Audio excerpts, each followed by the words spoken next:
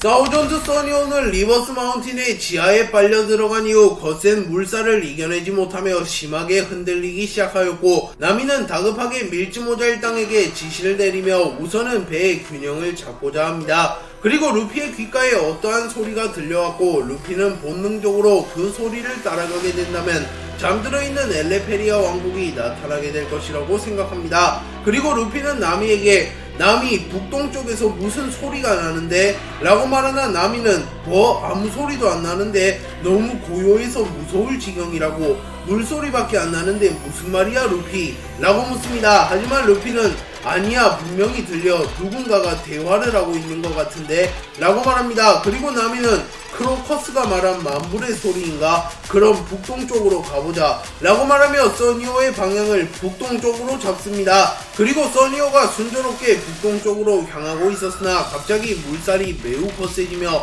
배가 반파될 위기에 처했고, 우섭은 당황하며 이 정도 물살이라면 배가 가라앉는 건 시간 문제야. 여기서 배가 침몰하면 우린 다 죽는다고 라고 말합니다. 하지만 프랑키는 써니오를 믿어. 우선 네가 얘기해줬잖아. 메리오는 하늘에서 추락하고도 멀쩡했다고. 원래 배라면 하늘에서 추락했을 때 배가 부서져야 정상이야. 하지만 배가 너희들을 지켜주기 위해 의지를 가지고 버텨준 탓에 배가 부서지지 않았던 거야. 써니오도 마찬가지야. 써니오를 믿어 라고 말합니다. 그리고 써니오는 기적적으로 물살을 뚫어내며 앞으로 나아갔고, 프랑키는 여분의 콜라를 모조리 들이부으며 써니오의 속력을 최대 속력으로 높였고, 마침내 써니오는 물살을 뚫어내며 수중에 잠들어 있는 엘레페리아 왕국에 진입하는 데 성공하며 밀지모자 일당은 라프텔에 도달하는 데 성공합니다. 그리고 프랑키는 마침내 자신이 만든 배가 세계 일주를 하는 것을 보게 되며 자신의 꿈을 이루게 되었고,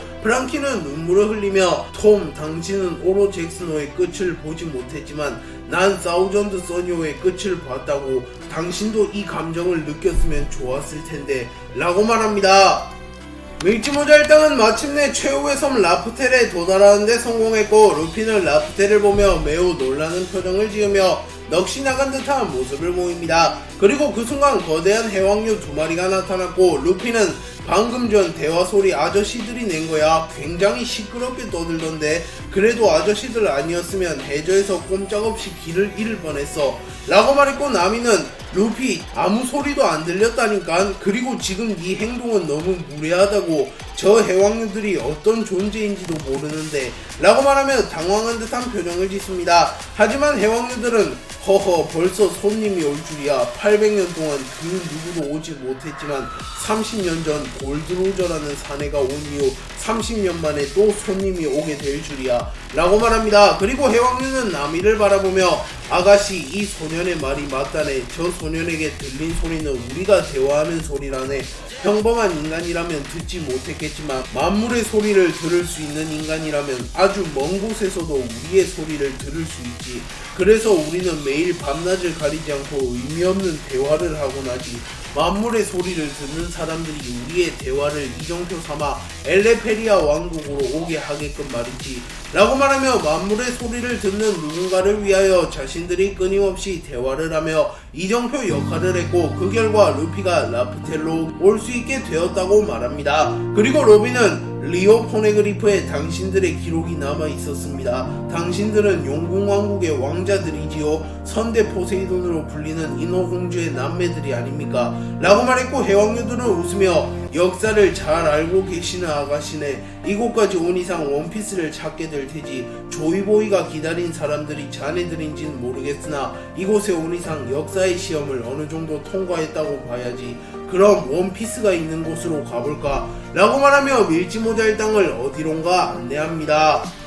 해왕류들은 밀지모자 일당을 거대한 성으로 안내했고, 이곳이 엘레페리아 왕국의 왕족이 머물던 성이라고 말합니다. 그리고 해왕류들은 이제부터 자네들이 어떤 선택을 하던 우리들은 그저 지켜볼 뿐일세 라고 말하며 사라졌고, 그 순간 루피의 심장이 빠르게 뛰기 시작합니다. 그리고 루피는 무릎을 꿇으며 주저앉았고, 초파는 놀래서 루피를 진단하나 다행히도 별다른 이상이 있는 건 아니라고 말합니다. 그리고 루피는 이곳에 들어온 이후 갑자기 심장이 주체되질 않아 라고 말했고, 조로는 나 역시도 심장이 뛰는군.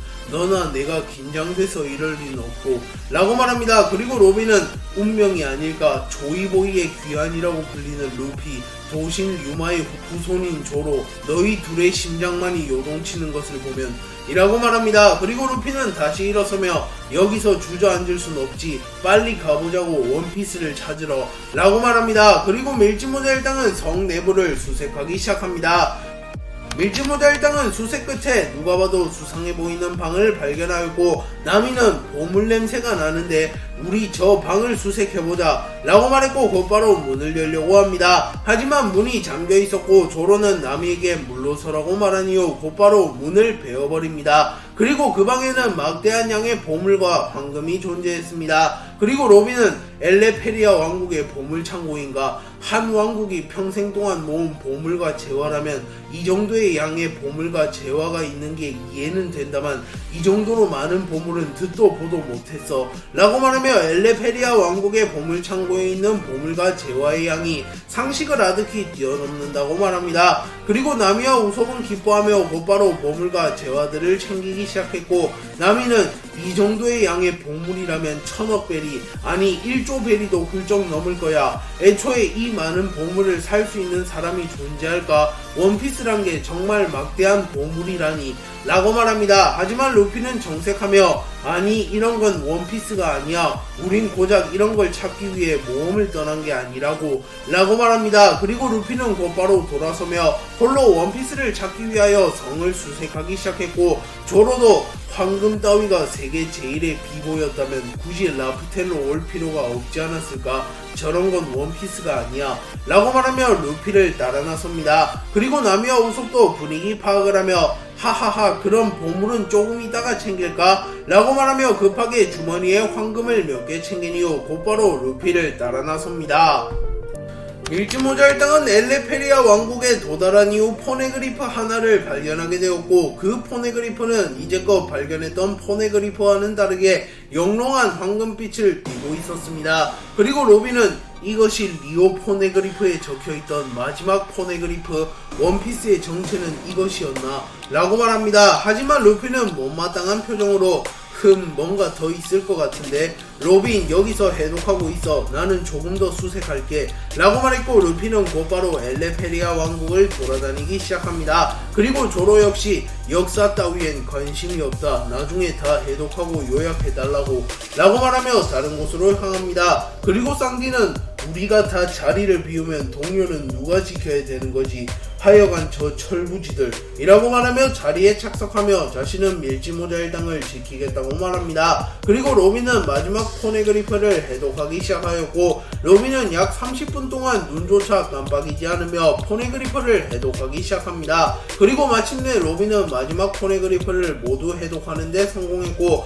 눈물을 흘리며 마침내 세상의 모든 역사를 알게 되었어, 세계 정부에서 그토록 해적왕의 탄생을 경계한 이유가 있었어 라고 말했고, 우섭초파는 동시에 도대체 무슨 내용이 적혀있는 거야, 우리에게도 알려줘 로빈 이라고 말합니다. 그리고 로빈은 조로와 루피를 제외한 밀짚모자 일당의 앞에서 세계의 진실에 대하여 말하려 합니다. 하지만 쌍디가 아직 루피와 마리모가 오지 않았어, 그 둘이 오면 그때 같이 듣도록 하지 라고 말하며 모든 동료가 모인 이후 세계의 진실을 이야기해달라고 말합니다. 그리고 징배는 웃으며 와하하하 당연한 거 아닌가 라고 말하며 우선은 루피와 조로를 찾자고 제안하였고, 루피와 조로를 제외한 밀짚모자 일당은 루피와 조로를 찾아 나섭니다.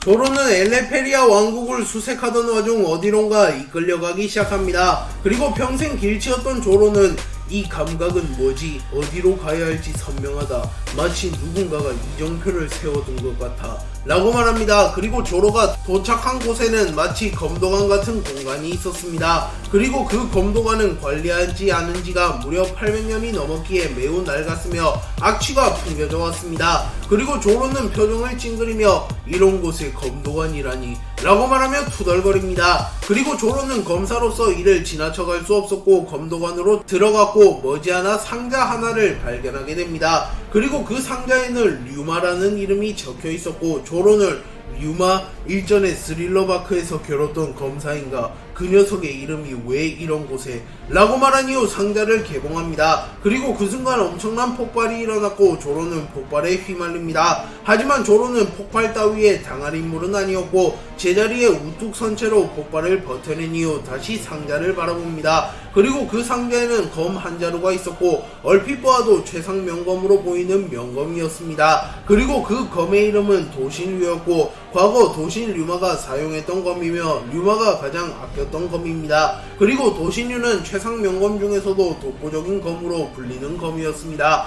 다만 도신류는 자신이 인정하지 않은 주인이 자신을 다루면 곧바로 검이 폭주하며 그 사람을 공격한다는 특성이 있기에 다루기가 매우 까다로운 검이며 사실상 류마를 제외하면 다른 사람이 없는 검입니다.